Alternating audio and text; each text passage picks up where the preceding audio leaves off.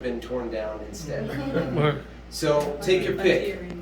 So I'm grateful that we have this house. Now Harriet, what was her name again? What did I say? Harriet Tucker. Harriet Henderson Tucker.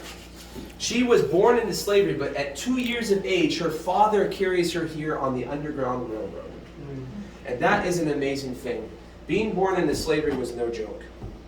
Slavery was here in America from the inception of our history. From 1619, when you have the first white settlers coming and settling in Massachusetts area, you have slaves brought in to work for the white masters. And of course, at that time, it's not plantation slavery. Most families that have slaves, they have one or two or maybe a family. But as time goes on, it will grow, and it will grow, and it will grow, and it will grow. It never took off to become a major plantation-based system in the North, but in the South it did.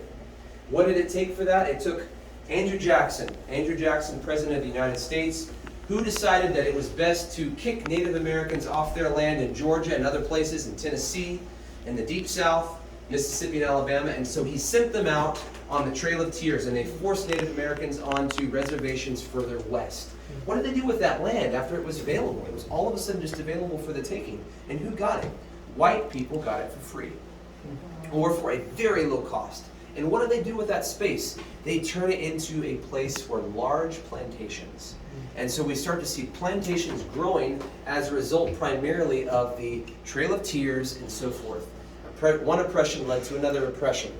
And so this is where you start to see the rise of plantation-based slavery, where you have hundreds and hundreds of slaves on a single plantation. And what are they doing primarily? They're picking cotton. And cotton becomes king, as they say, and for good reasons, at least in the minds of white landowners, because it made you rich and wealthy. It was very lucrative, it was very productive. It was not, as some people have argued in the past based upon their pro-South notions, it was not a dying institution that was not profitable, that would eventually become extinct even if there wasn't a civil war. That is not true. It was incredibly profitable, so much so that it was driving U.S. economy, and not just U.S. economy, but global economy as well. England, for example, and much of Europe, they are some of the biggest purchasers of cotton. And the South, the American South, is the biggest producer of cotton in the world. And so America and the slave system is doing a major thing for world economy. And this country was literally built upon the backs of slaves. Over the history of our nation, there was about 10 million slaves. By the Civil War, there were 4 million living at one time in 1860. It's a lot of people. So where do Adventists fit into this story? We're actually playing a role there, because Adventism is born when slavery is still legal. A lot changes in America in the year 1831.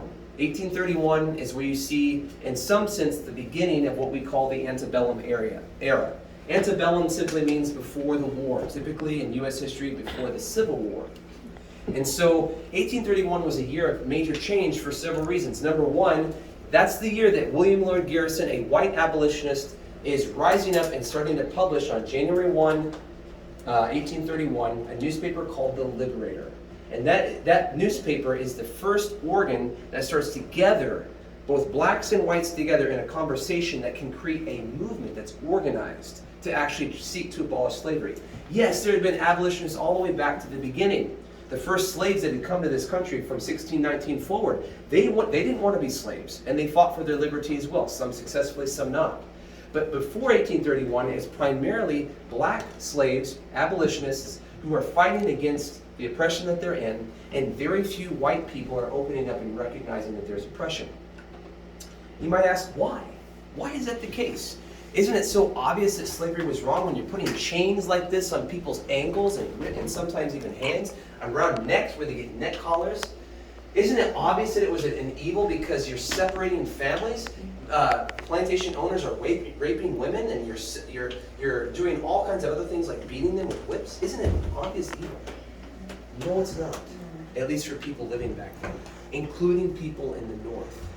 It is a false thing. If you think that most people in the North were abolitionists, you are dead wrong. Abolitionists were a tiny minority of the population in the North.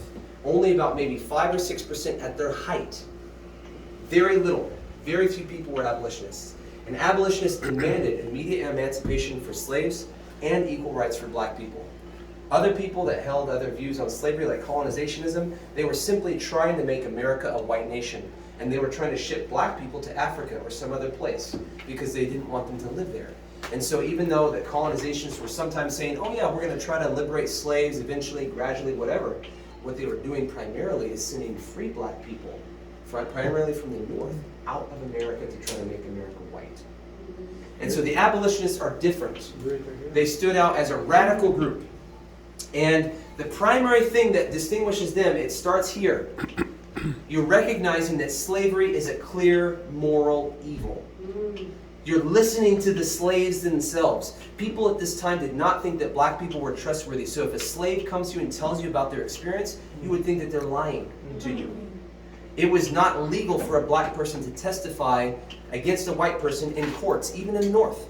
You could not trust a black person. But white abolitionists started to listen in the 1830s, early 1830s, and so forth. And so a movement starts to gather around William Lloyd Garrison's paper, and it starts to go out on the basis that slavery is a clear moral wrong. It is a sin. And that right there, recognizing that slavery is a sin, is the baseline to become an abolitionist, because non-abolitionists would not make that claim. Did you know that every major denomination in this country refused to condemn slavery as an unqualified sin until the middle of the Civil War? Can you imagine? In spite of all the stories that they heard, in spite of pictures and drawings that people are showing them, look at what happens. In spite of all of that, they refused until the middle of the Civil War, when it looked as though the North was going to beat the South. Finally, they said, yeah, it's a clear moral evil. When they could use it for their political advantage, that is when the white majority, even in the North, finally said, yes, this is an evil. This is why we had problems with Reconstruction. This is why there's been problems with Jim Crow and other things that have lasted for well over centuries, really, if you think about all the centuries of slavery. So where did Adventists fit? 1831 again. Go back to that year. In August of 1831, there was a black man living in Virginia named Nat Turner. Have you ever heard of Nat Turner? Nat Turner is famous in history books because he leads the bloodiest slave revolt in America's history. He led a revolt where something like 50-ish whites are killed and slaughtered in their beds at night. And in a backlash, the whites in the South were so furious they killed something like 120, 130 black people just to seek their revenge. That was so pivotal, it changed the way that it was done. Before this, people, if they were black, they could learn to read. They could study their Bibles. They could be converted to Christianity. Nat Turner was a minister. He knew how to read. He was preaching. And because of that, people in the South said, this cannot happen. Education is dangerous. And so they passed laws throughout the South forbidding blacks to be able to learn to read. And effectively, that means they can't be converted to Christianity unless they get some minister coming down that's willing to preach from a slave Bible. Have you ever heard of a slave Bible? Slave Bibles are Bibles that are literally crafted for the slaves. They have all the stories of liberation, like the Exodus, taken out. And they have all the stories that promote slavery as a good left in. And that's it. And they are called Bibles. And this is presented to slaves as the Bible. And so that is how it was going. Are there any copies of those? Oh, yes. There are copies of those. I should get one for the Center for Adventist Research. I don't think we have one, but you can go and see them in museums and so forth. And they're horrible. They're horrible because they're twisting Scripture in the worst kinds of ways possible. And so this is the way that it's going. And so there are other laws that will be passed later. For example, whenever the abolitionists are seeing a wave of print, anti-slavery print to the South, they're going to pass laws at the federal level where it becomes illegal for the post office, like through the post office, to send anti-slavery literature to the South. And that they have the right to take your mail, federal property, and they can destroy it before anyone can open it. And then there are some states in the South that say, if you come to our state and you open your mouth against slavery, we have the right to kill you. Wow. And they would hang you publicly because it was a capital offense. So this is what is happening in the 1830s, and it really all comes back down to Nat Turner's Rebellion. Well, Nat Turner's Rebellion is happening while William Miller is probably driving home in his carriage from preaching his very first sermons on the end of the world. His first series of lectures in August of 1831 in Dresden, New York. Of course, William Miller and Nat Turner don't know each other, but William Miller certainly heard about Nat Turner because of the newspapers. Nat Turner, of course, would have never had the opportunity to hear William Miller. Well, William Miller is not an abolitionist at the time, and he's starting to preach, but he comes into the movement very quickly. because the first minister of a non-Baptist congregation to join his movement was Henry Jones. Henry Jones becomes a Millerite in December of 1832, and he starts to correspond with William Miller. Because of his interest in Adventism, the Millerite varieties, he starts to get interested in anti-slavery too. Because he's reading the book of Revelation. And he sees in the book of Revelation that, oh my word, look at this. Who is engaging in selling slaves in the souls of men? It is Babylon, Revelation 18:13. And so he writes to Miller in 1833 and 1844, and he says to Miller, don't you suppose, we all know that the Catholic Church is part of Babylon, but don't you suppose that because of the Protestant Church supporting slavery, that maybe it is also part of Babylon too, and that we should come out of her? And so Henry Jones, from 1834 and 1835, when he's publishing this for the first time, he becomes the first person, the first Millerite Adventist to sound a call to come out of Babylon, and his reason is because of slavery. And Millerites will continue to think about that, and in 1843 and 1844, they will come out of Babylon. And it is not, as you may have been taught, simply because people were rejecting the Advent doctrine. It was first, primarily because of slavery. Because all of the churches supported slavery. Go back and read Charles Fitch's famous sermon that he preaches in 1843 during the summer. Out of the gate, he says, we all know the Catholics are Babylon. But what about Protestantism? How can we prove that they are Babylon? Leading answer out of the gate, because they support slavery. Boom. And he's also, because of capitalism, he's a little bit against capitalism too, but that's kind of fun. In any case, that is a driving force, and then the second Advent doctrine being rejected is added to that. And that is why Adventists come out of Babylon. And so in that sense, and in many other ways, the Adventist church today literally exists because of anti-slavery. In fact, I don't believe we could have existed without it. There is one amazing abolitionist woman named Lydia Marie Child, famous anti-slavery leader. And she edits a paper and so forth in New York City.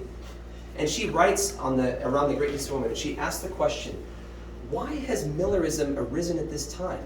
We can look at history and see many other people who have predicted the end of the world. So why now?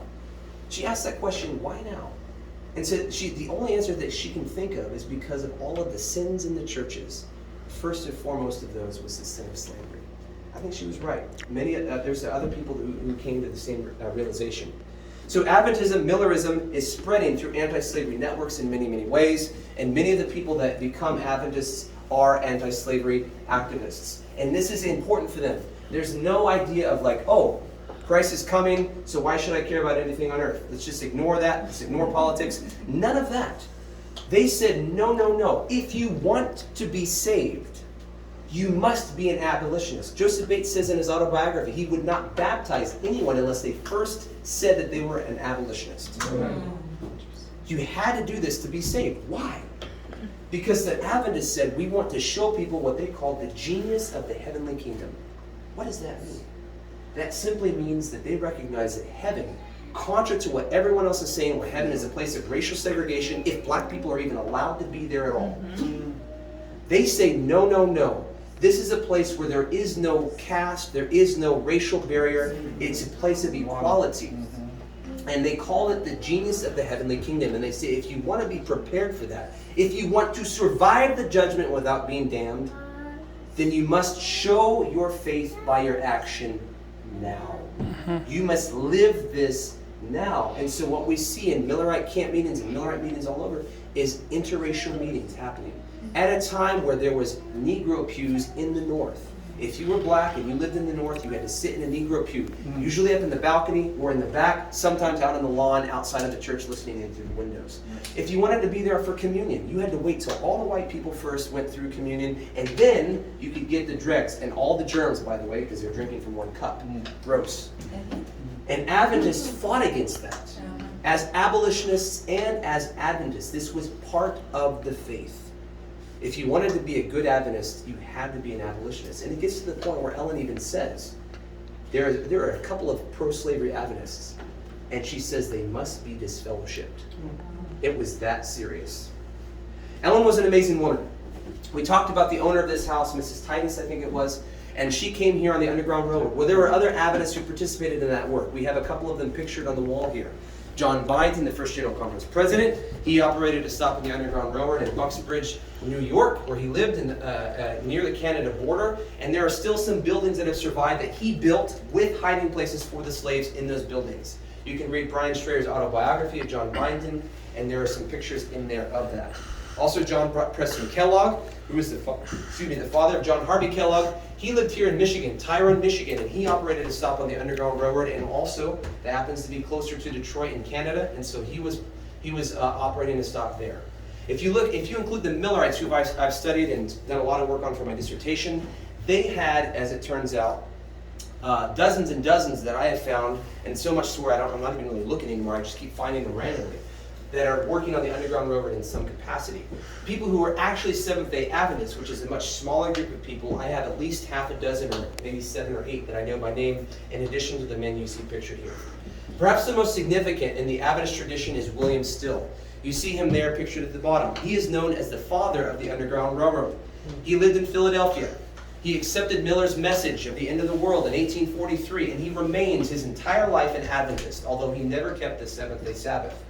And he was a huge worker on the Underground Railroad. He is the one involved in helping Harriet Tubman get her freedom and liberty. She comes through his station there in Philadelphia when she is finally liberated from Maryland.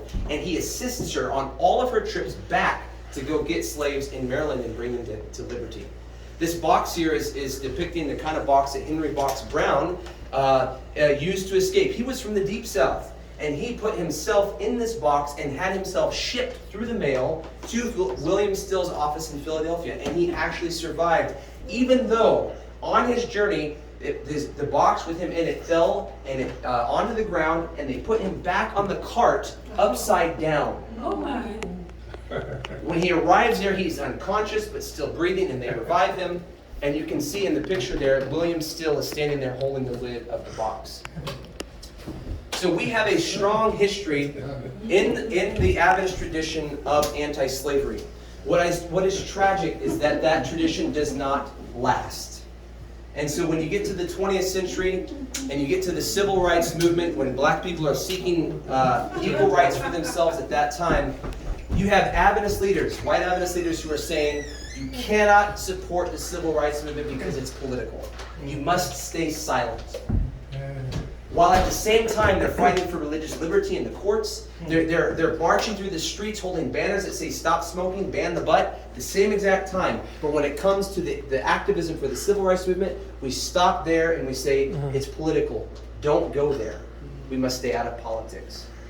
That was the argumentation of the evangelical majority that we fought against when we were in the Millerite period. That is not where we were. Adventists refused to be silent. And so tragically, we adopted a lot of racial practices that were very racist and discriminatory. We segregated our schools, we segregated our lunch cafeterias, we segregated the general conference, we segregated everything. Absolutely everything. In this town here, Battle Creek, where we had black Adventists from the earliest days possible, the church was integrated until 1932. 1932, finally, the discrimination had crept far enough north that the black Adventists in the church were tired of being treated as second-class citizens, and so they finally broke away and they started their own black Adventist church in the town, and there were 2 Adventist churches there. They don't talk about that one enough. I think we should more. But that church was meeting side by side the others that are in the tabernacle. And so that was when it spread apart, and it got up to even Michigan and Battle Creek by 1932. But there's hope. Yeah. We are the most racially diverse denomination, at least in the United States. God has given us an opportunity to show the world how we could do it better. Yeah. If we're intentional. And the thing is that you have to be intentional. If we're not intentional, then you just go with the status quo. And so I hope that we can be inspired because our pioneers left us a legacy that challenges us to live to the best that we can now. Because these issues, as we all know, ever since particularly the murder of George Floyd, right? Yeah. This is still a real issue to be, and a real battle to be fought right now. And Amen. So we must do it. Amen. I have just a Yes, question about William Still. Yes. He was an Adventist? He was an Adventist, first-day Sunday-keeping Adventist. Okay, so he becomes a Millerite, and he remains in the Adventist faith, believing that Christ is coming soon until his death. But he's not a Sabbath keeper, like a seventh-day Sabbath keeper. Okay. Yeah, so there's the distinction. But nevertheless, I think still very significant. There's many other things that we should talk about, but we don't have the time right now. We better get to the other houses so that we don't just talk about this. Sorry, I'm writing my dissertation on this topic, so I get carried away. So